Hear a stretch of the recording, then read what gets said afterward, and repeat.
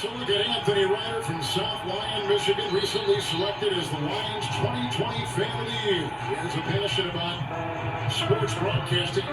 With the 112th selection in the 2021 NFL Draft, the Detroit Lions select Amon-Ra St. Brown, wide receiver, USC. One pride, baby! Yeah!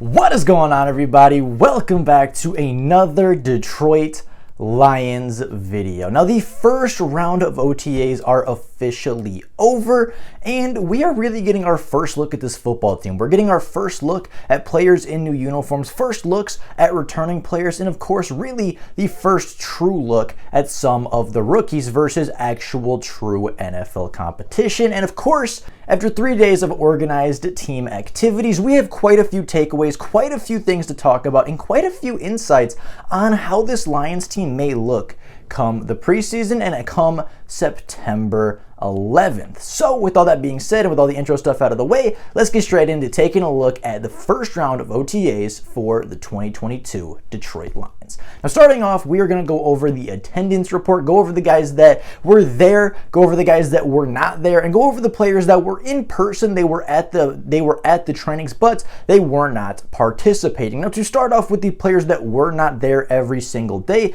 these players include TJ Hutchinson, Michael Brockers, Romeo Okudah, and John Penisini. These guys did not practice the final days of OTAs.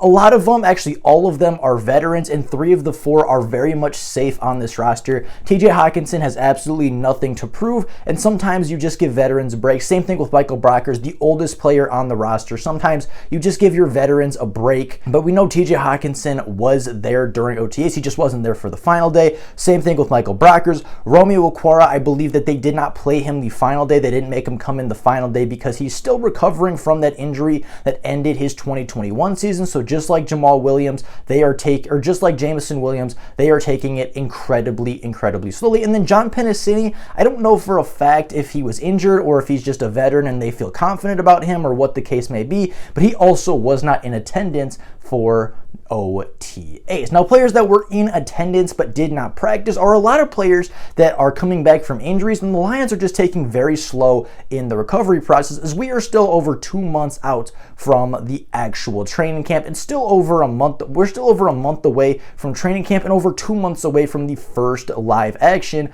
of the NFL preseason. So they're taking guys really slowly with injuries at this point, as they still have over 2 months to recover before we're playing football again on national television. But the guys that were there but were not playing, guys that were there in just shoes and no pads, did include Jameson Williams, who of course was there, was being involved in the process, but obviously with his ACL wasn't playing. Derek Deese Jr., the undrafted rookie tight end.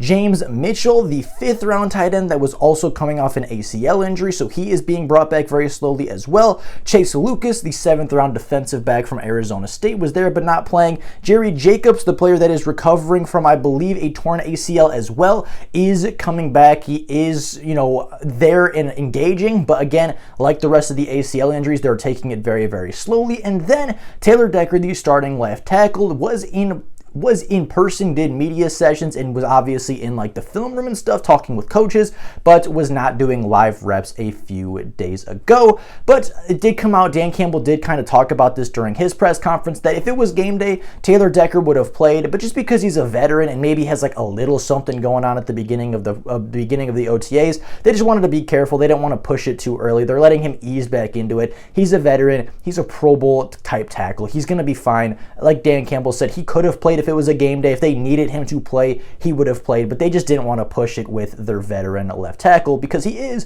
a very important part to their success this season, and they don't want to risk a larger injury to force him to play in a non-mandatory OTA practice, if that makes sense. Now, I think the biggest piece of news and the biggest player that did return for OTAs was number 1, Jeff Okudah. He came back and actually looked pretty good. He was doing a lot of different team drills, didn't do every single rep of every single drill, but did do a fair amount of drills and looked pretty good. Didn't look like the Achilles was bothering him too much, so that was something to keep an eye on as well. Jeff Okudah did return, and although he clearly wasn't 100%, right, they kind of held him off for certain drills and certain, different practices.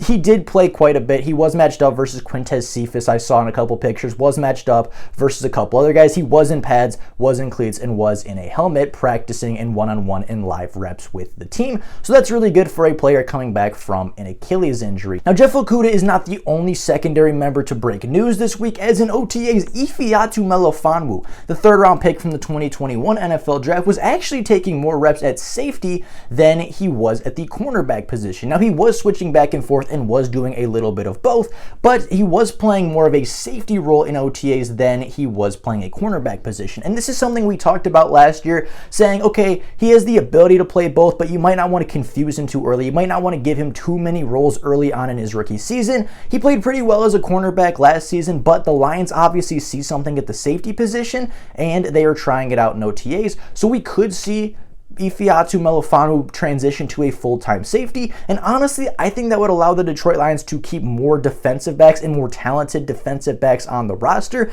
as you would likely keep 5 safeties like the Lions did a season ago, with Tracy Walker, Deshaun Elliott, Kirby Joseph, Will Harris, and of course Melifanwu as your 5 safeties, not necessarily in a depth chart, just the 5 safeties you would keep. And then on your secondary from cornerbacks, you would keep Amani, Okudah, AJ Parker, Jerry Jacobs, Mike Hughes, and of course the 7th round pick in Chase Lucas. I think that would be your best 9 defensive backs to keep on the roster, but we will have to keep an eye on that as well. And then we also saw another member of the secondary in Will Harris playing more at cornerback. He was playing a boundary cornerback as cornerback 2 across from Amani Oruwariye in ones during the OTAs. He is playing the new safety role that they have for him, corner/safety, right? I think he's going to play a little bit of both, be a versatile utility tool in the defense, but he was taking more snaps at corner than he was at safety. So we could see a little bit of a positional swap there as well, but I think Will Harris will be more of a safety than a corner, and I think that will allow them to keep 6 corners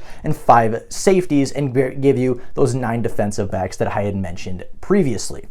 Now, the big breaking news came from the final days of OTAs, and it has to do with the number 2 overall pick. Many of you may have heard of this by now, but Aiden Hutchinson is dominating at rookie minicamp right now. Aiden Hutchinson, during a 2-minute drill, had back-to-back sacks on the backup offensive line. Yes, it was against the backup tackles. Yes, it wasn't against Taylor Decker or Penei Sewell, but he had 3 consecutive sacks on 3 consecutive plays in the exact same drive, and he looked like an absolute game wrecker on that drive. And obviously, it's versus backups. Obviously, it's not full contact. Obviously, it's not 100% all of the time, and it's practice. It's early, right? Some players are rusty, some players are coming in, and if Aiden Hutchinson's beating up on Abeni Azee, the undrafted free agent, you would expect that to be the case, but the motor and the energy is showing up very early, and obviously getting 3 sacks in a row, regardless of who you're playing against, is pretty dang impressive for the 2nd overall pick, and is getting people very, very excited for what Aiden Hutchinson has to bring to the Detroit Lions. Aaron Glenn and Dan Campbell have both talked about him a little bit. Aaron Glenn specifically saying, he's exactly what we wanted him to be. He's exactly where we want him to be right now. He is the guy we drafted him to be already, and he hasn't even done a full month of practice yet. Aiden Hutchinson is ahead of schedule. Aiden Hutchinson is looking very, very good, and I am very excited to see what this defense can do with number 97.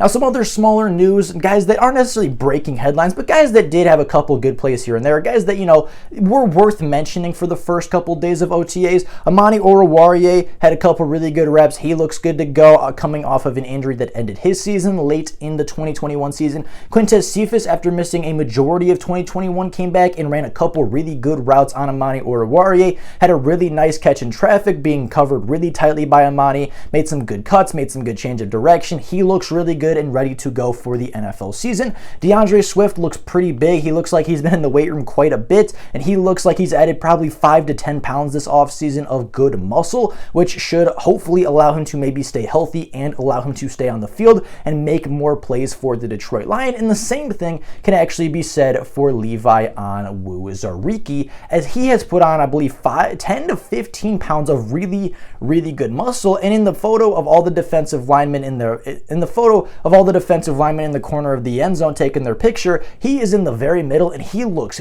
really, really big this year. Last year, he looked a little bit slim coming off of a year where he didn't play football. This year, it is very clear he has been putting a lot of time in the weight room. He looks much bigger, and from what I've heard, he looks much stronger and much more powerful as a pass rusher on the field as well. So that is another story that I will be keeping an eye on, and that is something that I will continue to keep an eye on. But with that being said, that is the biggest news from the first round of OTAs. The next round starts, I believe, in a couple of weeks, and then mandatory minicamp, I believe, is June 7th to June 9th. So we are right around the corner from football returning, and big news coming your way. But with all that being said, that is all we have for you guys today. Couple positional changes, couple big players playing, couple big guys missing OTAs, and of course, the big news of Aiden Hutchinson dominating the practices already. Let me know what you guys think down in the comments below about all of these OTA news. If you've heard something else that was not mentioned, of course, leave it down in the comments below. But with all that being said, that is all for you guys today. Leave your comments down below about what you're thinking about OTAs so far, some of the things you're seeing, and some of the players that you are excited to see this season. I'd be very curious what you guys think and what you guys want to see. With all that being said, that is all for you guys today. Thank you all so very much for watching, and until next time, and as always, go Lions.